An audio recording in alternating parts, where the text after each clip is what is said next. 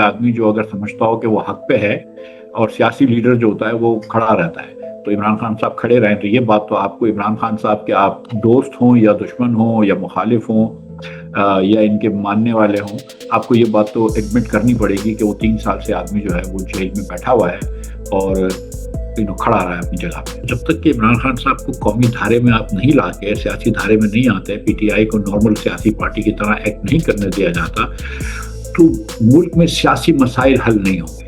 ایک چیز سیاسی شہباز اسپیڈ سے بڑی ہے اور وہ اس ملک کا قرضہ ہے۔ اس ملک میں پچھلے 4 سالوں میں اتنا قرضہ لیا ہے جتنا کہ 90% اتنا قرضہ لیا ہے جو پچھلے اس سے پہلے 75 سالوں میں لیا ہے۔ اس سے بہتر یہ ہے کہ ہم کو یہ کام چھوڑ دینا چاہیے۔ چہرے بدلنے سے کچھ نہیں ہوگا۔ آپ شہباز شریف صاحب کو ہٹا دیجئے، آئنسٹائن کو بٹھا دیجئے، کچھ بھی نہیں ہوگا۔ تو ہم کو اپنے نظام حکمرانی کو بدلنا پڑے گا۔ جب تک ہم اپنا نظام نہیں بدلیں گے، گورننس کا اسٹرکچر پاکستان ٹھیک نہیں ہوگا۔ السلام علیکم ناظرین، آپ سیاست ڈوٹ پی کے دیکھ رہے ہیں۔ سوراب برکت آپ سے مخاطب ہے۔ محترم مفتاح اسماعیل صاحب ہمارے ساتھ موجود ہیں۔ مفتاح صاحب السلام علیکم سر۔ وعلیکم السلام۔ کیا حال چال ہے سر؟ خیریت سے ہیں؟ ٹھیک ٹھاک ہیں؟ اللہ کرم ہے۔ آپ کیسے ہیں سوراب بھائی؟ فائن سر۔ کچھ چند کلپس آپ کے بڑے وائرل ہوئے ہیں جہاں پر آپ یہ کہہ رہے ہیں کہ خان بڑی تگڑی جیل کاٹ گیا ہے، پھر آپ ایک قصہ بھی سنا رہے ہیں کہ بھائی ایک ٹیکسی ڈرائیور مجھے ملا تو اس نے کرایہ نہیں لیا، عمران خان کا نام لیا تو اس نے کرایہ بہت نہیں، ایک نہیں، عموماً ٹیکسی ڈرائیور جو ملتے ہیں، خاص طور پہ ہمارے پشتون بھائی جو دبئی وغیرہ میں ہوتے ہیں، تو وہ جب پاکستانی سیاستدان کو دیکھتے ہیں تو ہمیشہ پوچھتے ہیں کہ خان صاحب کب چھوٹیں گے وغیرہ وغیرہ، مجھ سے بھی پوچھتے ہیں۔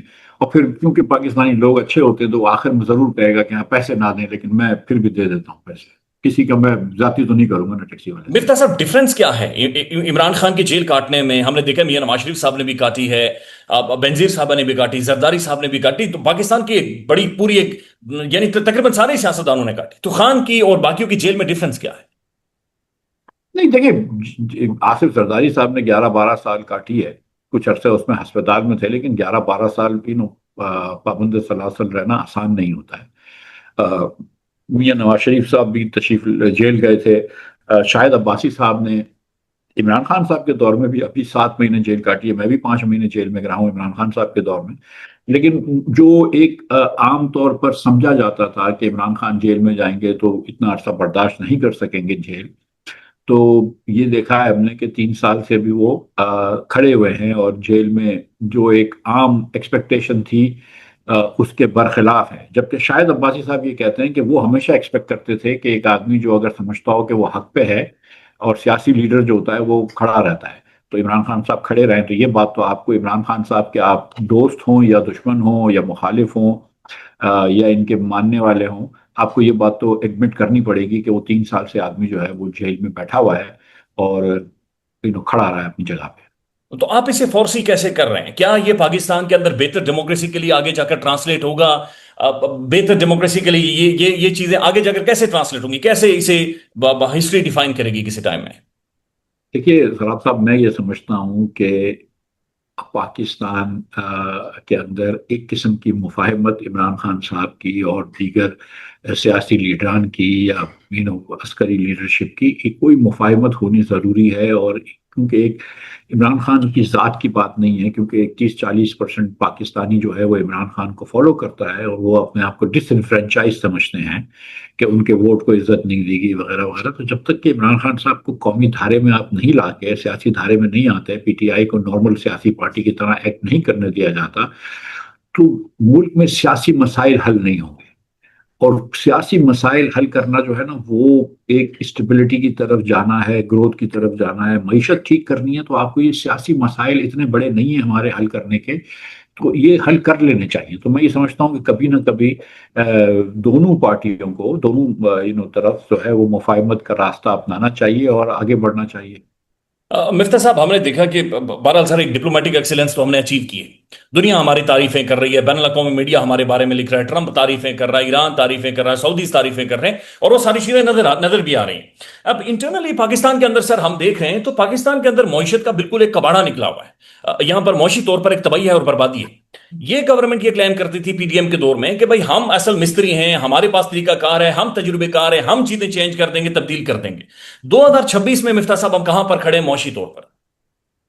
دیکھیے بھائی، پاکستان کی جو ایک کہانی ہے نا پختگی کی یا گراوٹ کی، وہ 2008 سے یا اس صدی کے شروع سے ہی شروع ہو گئی تھی، پہلے نہیں ہے، 2005 سے تو پکی شروع ہو گئی ہے۔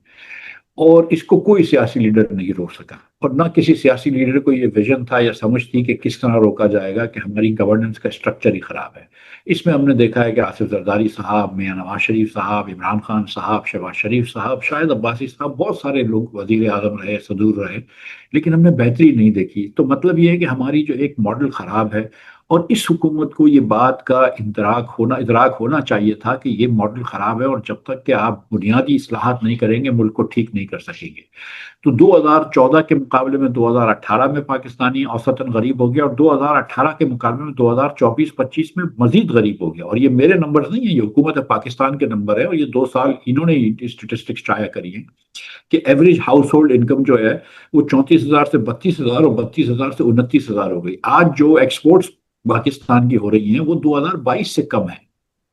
جی انہوں نے کہا تھا کہ ہم 2024 میں انہوں نے کہا تھا کہ ہم ایکسپورٹس ڈبل کر دیں گے، 60 بلین پہ لے جائیں گے۔ آج ایکسپورٹس کم ہیں۔ آج پاکستان میں بجلی اور گیس جو ہے وہ پورے خطے میں سب سے مہنگی ہے، ہر ہم پلہ ممالک جتنے بھی ہیں ان سب سے مہنگی ہے۔ تو مطلب ہم کو کہیں پر بھی کوئی ایسی چیز نظر نہیں آ رہی ہے پاکستان میں کہ جو اس سے ہم کو لگے کہ کوئی معاشی بہتری آ رہی ہے، یا ہمارے لوگ جو ہے وہ آسانی ہو جائے گی ان لوگوں کو۔ یا اب آپ دیکھیں نا، پاورٹی جو ہے وہ 29% ہو گئی ہے، 29% پاکستانی جو ہیں وہ 8,485 روپے ماہانہ وسائل سے کم زندگی گزار رہے ہیں۔ 29%، یہ میرے اور آپ کے بھائی ہیں فرحان بھائی، جو 8,485 روپے کم سے ماہانہ وسائل گزار رہے ہیں۔ تو یہ سسٹینیبل نہیں ہے۔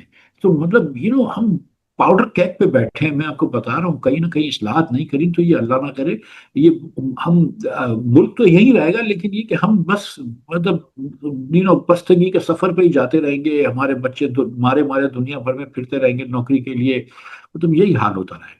اچھا مفتاح صاحب، اب ہوتا یہ ہے کہ جو معاشی چیزیں آپ بیان کر رہے ہیں وہ تو ٹھیک ہے، لیکن کہیں نہ کہیں پر سر ایک ہوپ ہوتی تھی، امید ہوتی تھی، ایک کونیکٹ تھا عوام کا، گورنمنٹ کا، پبلک کا، صوبائی حکومتوں کا، کہ کتارسز ہوتا رہتا تھا، چلے کبھی سیاستدان معافی مانگتا تھا، کبھی ایکسپلین کر، کبھی غصہ ہوتے تھے۔ اب تو سر وہ بے حسی سی نظر آ رہی ہے۔ اب تو کہہ رہے ہیں کہ پیٹرول اگر ہم 1,000 روپیہ بڑھا دیں تم لوگ کیا کر لو گے، جہاز لے لیا تو تم لوگ کیا کر لو گے۔ یہ جو ڈسکونیکٹ نظر آ رہا ہے پاکستان کی پولیٹیکل پارٹیز اور عوام میں، یہ کتنا مایوس کن ہے؟ دیکھیں، یہ جو میں آپ سے گزارش کر رہا تھا نا کہ پولیٹیکل اسٹیبلٹی جب آئے گی، جب آپ پی ٹی آئی کو بھی قومی دھارے میں آنے دیں گے سیاسی، ٹھیک ہے، جو بھی آپ نے اگریمنٹ کرنا ہے کر کے آگے بڑھے اس سے۔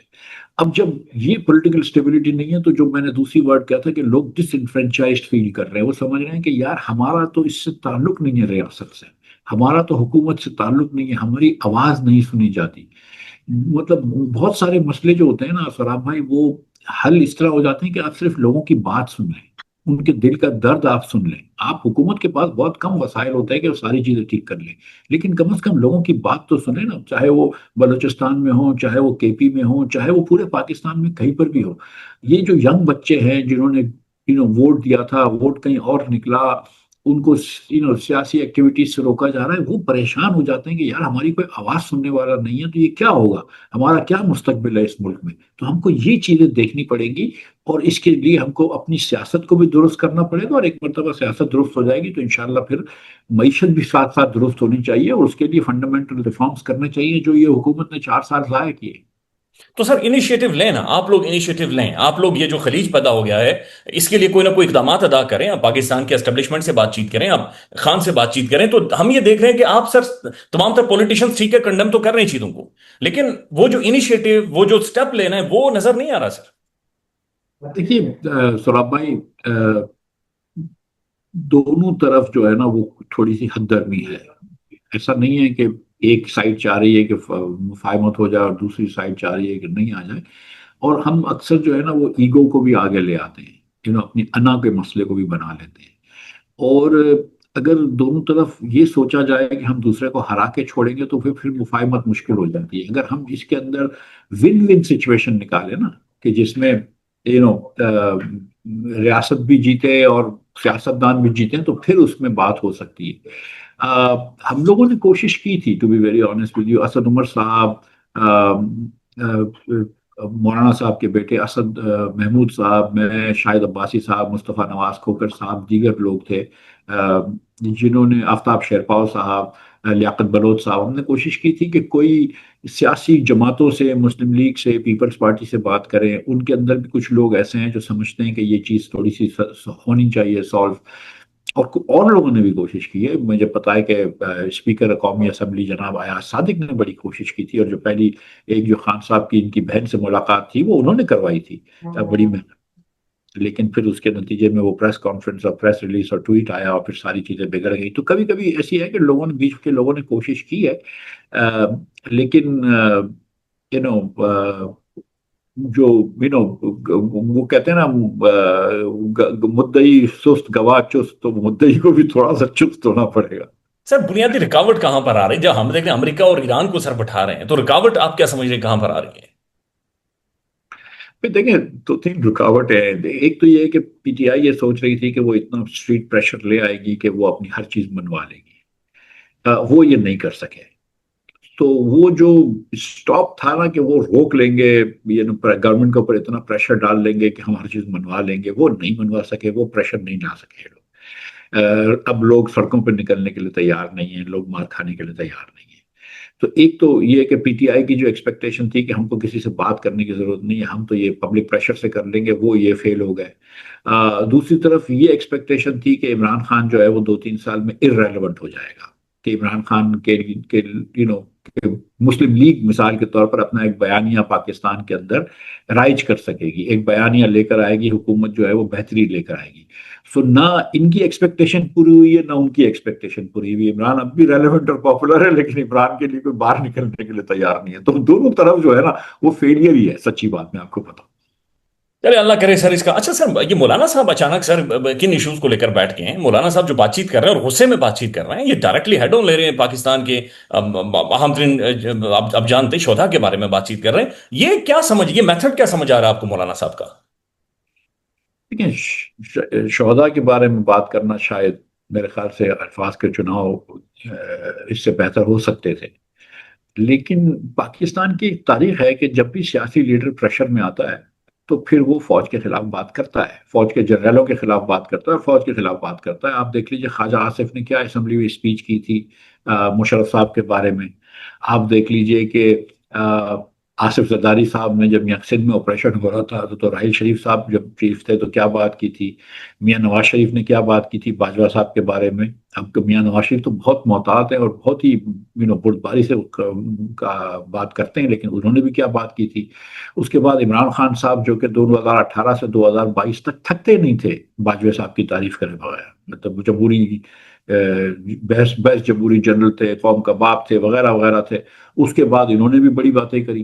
تو جب ہمارے سیاستدان بشمول عمران خان، جب ان کو فوج مدد کر رہی ہوتی ہے تو ان کو فوج بڑی پسند ہوتی ہے، اور جب فوج ایسے فیصلے کرتی ہے جن سے ان کو نقصان ہوتا ہے تو پھر وہ جنرلوں کو آڑے ہاتھ لیتے ہیں اور پھر پوری فوج کو دھو دیتے ہیں. یہ جو مولانا صاحب نے جو ہے وہ شہداء کی بات کر دی، وہ تھوڑا سا میرے خیال سے نہیں ہونی چاہیے تھی. جو اپنی جان قربان کر گیا سر، باقی کیا کر سکتا ہے؟ باقی پیچھے کیا ہے؟ مفتہ صاحب، یہ جو گورنمنٹ کا فیصلہ ہے روزانہ کی بنیاد پر پیٹرول پرائسز ڈیسائیڈ کرنے کا، پھر آپ کو مبارک بھی ہو سر، ماشاءاللہ 35 پیسے، پورے 35 پیسے پیٹرول کم ہوا ہے. دیکھیے، گزارش یہ ہے کہ آپ کو یاد ہے کہ 7 مارچ کو انہوں نے پیٹرول کی پرائس بڑھائی تھی 55 روپے ڈیزل کی، بلکہ ڈیزل کی تو 75 بڑھائی تھی، 20 روپے اپنا ٹیکس کم کیا تھا. اور اس دن سے میں چلا رہا تھا کہ دیکھو یہ کمپنیوں کا وعدہ تھا کہ وہ 15 مارچ تک پرانی قیمت میں بیچیں گے کیونکہ ان کے پاس سستا مال پڑا ہوا ہے. آپ مڈل آف دا پیریڈ قیمت نہ بڑھائیں. آپ نے 20 ارب روپے کا کمپنیوں کو تحفہ دے دیا. ٹھیک ہے، کبھی نہ کبھی آپ دیکھیں گے کہ جب یہ حکومت جائے گی تو کوئی نہ کوئی نیب جو ہے یہ کیس دیکھے گی کہ آپ نے یہ کیوں مڈل آف دا پیریڈ بڑھایا. اس کے بعد پورے مہینہ جو تھا مارچ کا وہ ڈیزل کو ایکسٹرا پروفٹ دیتے رہے. میں اکیلا ایک سیاستدان تھا، ایک دو جرنلسٹ تھے جو چلا رہے تھے کہ کیا کر رہے ہو، غلط فارمولے پہ جا رہے ہو، فارمولا پرانا ہو گیا، جو اپنا تھا یہ اپلائٹ نہیں کر سکتے ابھی آپ جنگ کے دوران. اور آپ نے 75 ارب روپے ریفائنریز کو زیادہ پروفٹ دے دیا. اب جب تھوڑا سا واپس سے قیمت اوپر نیچے ہونے لگی اور ریفائنریوں کو یا پیٹرول کی قیمت کمپنیوں کو ڈر لگنے لگا تو وہ پہلے ہفتے سے 15 دن سے ہفتے پہ آ گئے، اب روز پہ آ گئے. ہوتا ہی ہے ہمارے ملک میں کہ جب کمپنیز کا نفع ہو رہا ہوتا ہے تو کمپنیز حکومت کو کچھ نہیں بولتی ہیں، وہ چپ چاپ کام کر رہی ہوتی ہیں، لمبے لمبے نفع کما رہی ہوتی ہیں. ٹھیک ہے، ریفائنریز تو نہیں آئی تھی ان کو کہہ کے کہ یار ہم بہت نفع کر رہے ہیں، لیکن جب ان کو 1 روپے کا بھی نقصان ہوتا ہے تو وہ چلا پڑتی ہیں. تو اب غصہ جو ہے یا وہ جو نزلہ ہے یہ عوام کے اوپر نکلتا ہے. اس سے بہتر یہ ہے کہ ہم کو یہ کام چھوڑ دینا چاہیے. ہم کو یہ پرائس ریگولیٹ نہیں کرنی چاہیے. اس پرائس کے اندر جو ہم ریگولیشن کرتے ہیں اس کے اندر ہم IFEM کے اندر زیادہ پیسے دیتے ہیں، آئل مارکیٹنگ کمپنیز کو زیادہ فکس منافع دیتے ہیں، پیٹرول پمپ کو زیادہ فکس منافع دیتے ہیں. ہم کو کمپٹیشن سے یہ کام کر دینا چاہیے، اور حکومت کا کام نہیں ہے پیٹرول کی قیمت سیٹ کرنے کا، یہ مارکیٹ کو ڈسکور کرنے دیں. تو میں یہ سمجھتا ہوں کہ 1 دن کر لیں، 15 دن کر لیں، 7 دن کر لیں، ایونچولی ایوریج پہ پرائس وہی ہوتی ہے، لیکن بیسٹ یہ ہے کہ حکومت اس کام سے نکل جائے.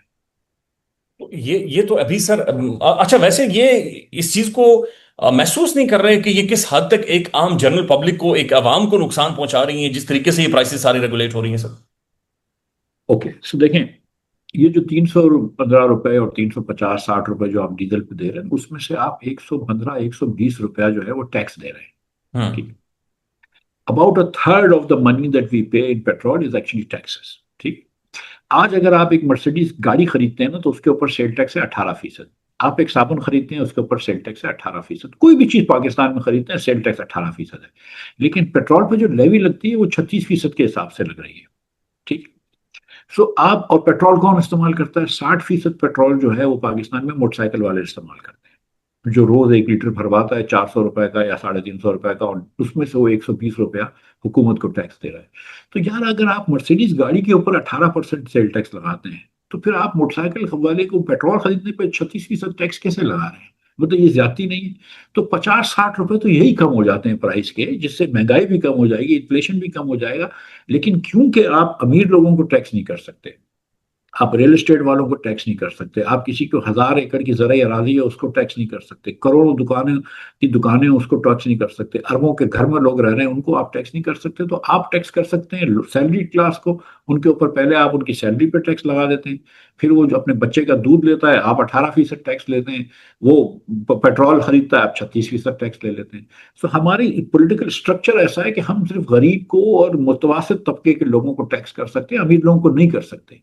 تو پھر ہم نے ان کو ان کے یہاں سے پکڑا ہوا ہے. اور سر اب جو بجلی کے بلز آ رہے ہیں انہیں دیکھ لیں، اور پھر یہ بھی محسوس ہو رہا ہے کہ شاید گندم کا بحران بھی سر اٹھانے لگا ہے. بھائی محسوس نہیں ہو رہا، گندم کا بحران ہو چکا ہے. کل بھی میرے خیال سے حکومت نے بھی کوئی میٹنگ کری تھی. دیکھیں، ایک تو یہ ہے کہ آپ اگر 2 سال سے گندم کے فارمرز کو نقصان پہنچا رہے ہیں، 2 سال پہلے آپ کو پتا ہے کہ پنجاب حکومت نے وعدہ کر کے کہ ہم 3,900 روپے پر من خریدیں گے، آپ نے نہیں خریدا. وہ کاشتکار کا مطلب قمیض تک بک گیا، اتنا برا حال کیا. پھر پچھلے سال جو تھا وہ کاشتکار نے جو ہے وہ گندم 50 روپے کلو بیچی ہے، 45 روپے کلو بیچی ہے، 55 روپے کلو بیچی ہے، اور مارکیٹ میں آڑھتیوں نے، انویسٹرز نے، اسٹاکسٹ نے 100 روپے کلو بیچی ہے. 100% پروفٹ 4 4 مہینے میں کمایا ہے. ٹھیک. تو گندم کے کاشتکار کو آپ نے 2 سال اتنا غریب کر دیا کہ اس نے اس سال گندم کم لگائی ہے، اور جس نے گندم لگائی ہوئی ہے اس نے نہ اس پہ فرٹیلائزر ڈالا ہے نہ اس پہ DAP ڈالا ہے، تو گندم کی پیداوار کم ہوئی ہے. اب آپ جو بھی کہہ لیں گندم کی پیداوار کم ہوئی ہے، اب آپ کو 1 ملین 2 ملین ٹن امپورٹ کرنا پڑے گا، اس کا بھی آپ فیصلہ نہیں کر رہے. اور آپ دیکھیں گے کہ تھوڑی دیر سے گندم امپورٹ کریں گے تو اگلی مرتبہ بھی پریشان ہو جائے گا فارمر. تو یہ تو پالیسی کا فقدان ہے نا، مطلب گندم کا کرائسس تو ہماری غلط پالیسیوں کی وجہ سے آ رہا ہے. تو یہ سر، یہ تو پھر عوام سر، عام عوام سمجھ لے کہ پھر وہ کسی اور گولے پر چلے ہیں، یہاں پر تو سروائیول ممکن ہی نہیں ہے پھر. میرے بھائی، جو 30-29% پاکستانی جو غربت کے نیچے رہ رہے ہیں نا، تو میں آپ کو ایک ٹریجڈی بتاؤں. ٹریجڈی یہ ہے کہ 1998 سے لے کر 2018 تک ہر سال جو تھا، یا 2016 تک ہر سال جو تھے وہ مطلب غریب لوگوں کی شرح کم ہو رہی تھی. Percentage of people living under poverty was coming down. یہ 2018 سے پاورٹی بڑھنا شروع ہو گئی پاکستان میں، اور آج جو پاورٹی ہے 2026 میں، یہ 10 سال کی ہائی ہے. مطلب 10 سال سے اتنے زیادہ پرسنٹیج آف غریب نہیں تھے. ایکچولی ایبسولوٹ نمبر میں تو اور بھی ہیں. آپ دیکھیں کہ 21 سال کی ہائیسٹ ان امپلائمنٹ ہے. 60 سال، 1960 سے لے کر اب تک جو ہے سب سے کم شرح انویسٹمنٹ کی ہے ان 3 سالوں میں. سو معیشت تو اچھی نہیں لگ رہی، غریب کا تو کوئی پرسان حال ہی نہیں ہے. مطلب سیریسلی غریب جو ہے پاکستان کا، وہ جو غریب ترین 20% ہے وہ 21% غریب ہو گئے ہیں مزید پچھلے 2018 سے 2024 میں.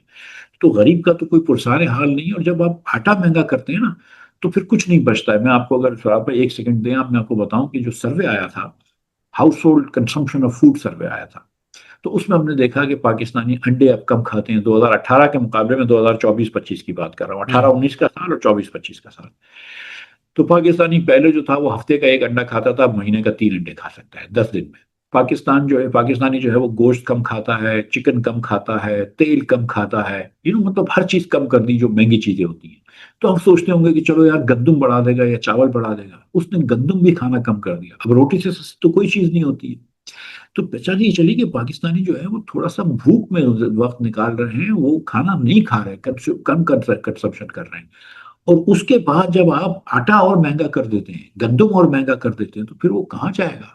اور گندم مہنگا کر کے آپ فارمرز کو بھی پیسے نہیں دے رہے، آپ تو انویسٹرز کو پیسے دے رہے ہیں. ہوں یہ بہت خوفناک چیز ہے. اور مفتاح اسماعیل صاحب، اس کا سولوشن کیا ہے، اس کا حل کیا ہے؟ اسی طرح کا حل نکالنے کے لیے سر آپ کو بھی یہ سائڈ لائن کیا گیا تھا، لیکن اب تو چیزیں اس سے ڈبل یا 4 گنا زیادہ خراب ہو گئی. دیکھیے میں فراب بھائی اب بھی یہ سمجھتا ہوں کہ چہرے بدلنے سے کچھ نہیں ہوگا. آپ شہباز شریف صاحب کو ہٹا دیجئے، آئنسٹائن کو بٹھا دیجئے، کسی ہوشیار ترین آدمی کو بٹھا دیجئے دنیا کے، ٹھیک ہے، ایماندار ترین، ہوشیار ترین، محنتی ترین آدمی کو بٹھا دیجئے. کچھ بھی نہیں ہوگا اگر آپ اپنی یہی سسٹم آف گورننس پہ کریں گے. جس ملک میں لوکل گورنمنٹس نہ ہوں، اور چاروں صوبوں میں نہیں ہے، جس ملک میں یو نو پروونسز اپنے پیسے نہیں جمع کرتے، اور جس کے اندر جیسے آپ نے بتایا کہ جہاز خرید لیا 11 ارب روپے کا، کوئی پہلے جھوٹ بولا کہ نہیں ہم نے ایئر لائن بنا رہے ہیں، اس کے بعد پھر وغیرہ وغیرہ. ابھی سنا ہے کہ کوئی 4 مرسیڈیزیں خرید لی ہیں، کوئی جواب نہیں دے رہی پنجاب حکومت. لوگ پوچھ رہے ہیں کہ بھی بتاؤ تم نے کوئی 100 کروڑ روپے کی 4 گاڑیاں خریدی ہیں. سو اب مطلب جب کوئی جواب داری نہ ہو، سندھ کے اندر یونیورسٹی روڈ ایک عرصے سے نہیں بنا ہوا، K4 ایک پائپ لائن 40 ارب روپے کی تھی، وہ 400 ارب کی ہو گئی ہے، پانی ابھی تک اس میں سے نہیں نکلا. تو جب کوئی جواب داری نہ ہو، بچے آپ کو تعلیم نہ دے سکتے ہوں، بچوں کو ہنر نہیں دے سکتے ہوں، بچوں کو صحت نہیں دے سکتے ہوں، تو پھر کہاں ملک آگے بڑھ سکتا ہے؟ سو ہم کو اپنے نظام حکمرانی کو بدلنا پڑے گا. جب تک ہم اپنا نظام نہیں بدلیں گے، گورننس کا اسٹرکچر پاکستان ٹھیک نہیں ہوگا. وہ کامران خان صاحب تو کہہ رہے ہیں کہ بالکل اتنا سٹرکچر بدل دیں کہ وہ چائنیز ماڈل یہاں اور پاکستان میں لے کر آئیں. سر یہ آج بھی کریڈٹ لیتے ہیں شہباز سپید کا کہ ہم شہباز سپید ہیں جی، ہماری بسانیاں جانیاں دیکھیں، ہم نئے سوٹ پہن رہے تھے، ہم فلانے جہاز پر بیٹھ کر فلانے ملک میں جا رہے ہیں. مفتاح اسماعیل صاحب آخری 1 منٹ سر، سولوشن کیا ہے، حل کیا ہے رائٹ نو 2026 میں جولائی میں؟ مختصراً آپ سولوشن کیا دیکھتے ہیں سچویشن کا؟ اب یہ میں سیاست پی کے میں بول رہا ہوں تو یہ تو بہت چلائیں گے آپ لوگ، لیکن دیکھیں ایک چیز ہی سیاسی شہباز اسپیڈ سے بڑی ہے، اور وہ اس ملک کا قرضہ ہے. ٹھیک ہے، اس ملک میں پچھلے 4 سالوں میں اتنا قرضہ لیا ہے جتنا کہ 90% اتنا قرضہ لیا ہے جو پچھلے اس سے پہلے 75 سالوں میں لیا ہے. یعنی کہ 75 سالوں میں آپ نے 45,000 روپے قرضہ لیا، اور ان 4 سالوں میں آپ نے 40,000 قرضہ لیا ہے. سو جو یہ شہباز اسپیڈ آپ کو نظر آ گئی. سولوشن اس کا یہی ہے یار، ہم کو ری امیجن کرنا پڑے گا کہ پاکستان کو، ہم کو یہ سمجھنا پڑے گا کہ سب سے زیادہ ضروری چیز بچوں کو تعلیم دینی ہے. جس طریقے سے ہم پرائیویٹ واؤچرز دے دیں بچوں کو، پبلک پرائیویٹ پارٹنرشپ لے آئیں، ایجوکیشن منسٹریز کو ہم مطلب جو ہم نے صرف ٹیچرز کو بھرتی کرنے کے لیے رکھا ہے اس کو چینج کریں، حکومت کی سائز کو چھوٹا کریں، لوگوں کو آزادی دیں، لوگوں کی رائے کو سنیں. مطلب کوئی ملک چلانا کوئی راکٹ سائنس نہیں ہوتا. بنگلہ دیش بھی چل رہا ہے، انڈیا بھی اچھا چل رہا ہے، ہم ہی اچھے نہیں چل رہے کیونکہ ہم نے اسٹرکچر میں غلطیاں کی ہوئی ہیں. وہ غلطیاں کم کرنی پڑیں گی. آپ دیکھیں صرف ٹیکس جو ہے وہ 2022 میں 7,500 ارب روپے تھا، اس پچھلے سال جو تھا وہ 14,500 ارب روپے تھا. ٹیکس تقریباً ڈبل ہو گیا پاکستان میں 4 سال میں. مجھے آپ بتا دیجئے شعراب بھائی، آپ کسی ایک پاکستانی کو جانتے ہیں جس کی آمدن ڈبل ہوئی ہے پچھلے 4 سال میں؟ سر میری اپنی نہیں ہوئی پاکستان میں آپ کے سامنے بیٹھا ہوں. چلو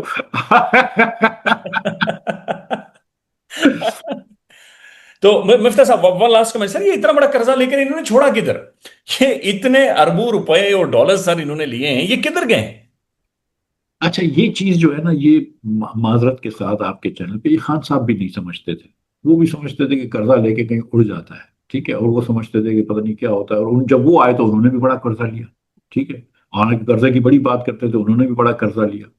سن لو تامل سے سن لو، کوئی مسئلہ نہیں نہیں نہیں ہے. Please please please please you take it. دیکھو یہ بات سمجھنے کی ہے کہ آدھے سے زیادہ قرضہ یا 90% قرضہ جو آپ لیتے ہیں وہ پرانے سود میں لے رہے ہوتے ہیں. مسئلہ پاکستان کا یہ ہو گیا ہے کہ ہم نے 85,000 ارب روپے کا قرضہ لیا ہوا ہے، تو 8,500 ارب روپے یا 5,000 6,000 ارب روپے ہم کو سود دینا پڑتا ہے نا. ہم اپنا اچھا، دوسری طرف ہم اخراجات تیزی سے بڑھا رہے ہیں. اب اخراجات بھی آپ بڑھا رہے ہیں، حکومت کے لوگوں کی سیلریاں بڑھا رہے ہیں، نئے لوگ رکھ رہے ہیں، جہاز خرید رہے ہیں، ہائی ویز بنا رہے ہیں، وغیرہ وغیرہ، یہ سب چیزیں کر رہے ہیں. پی ایچ ڈی پی کے اندر پیسے خرچ کر رہے ہیں، کرپشن ہو رہی ہے. اب یہ بھی چل رہا ہے، اور قرض بھی، سود بھی واپس کرنا ہے. تو پھر آپ زیادہ ٹیکس لیتے ہیں اور پھر مزید قرضہ لیتے ہیں، کیونکہ آپ کو سود بھرنے کے بھی پیسے نہیں ہوتے. تو جب تک یہ ری اسٹرکچر نہیں کر سکتے ہم ملک کو، اور اس کو ٹھیک نہیں کر سکتے، میں آپ کو بتا رہا ہوں کہ ہم ایک کریڈٹ ڈیٹ ٹریپ میں پھنس گئے ہیں، کہ ہم قرضہ لے کر سود واپس کر رہے ہیں. اس سے نکلنا بہت مشکل ہوتا ہے. اور یہ سیاستدان، دیکھیں، باتیں بڑی اچھی ہو سکتی ہیں، میں کہہ سکتا ہوں ہم آئیں گے تو ملک ٹھیک کر دیں گے، لیکن سچی بات یہ ہے کہ جب تک اسٹرکچر چینج نہیں کرو گے، ملک بہت مشکل میں پھنسا ہوا ہے.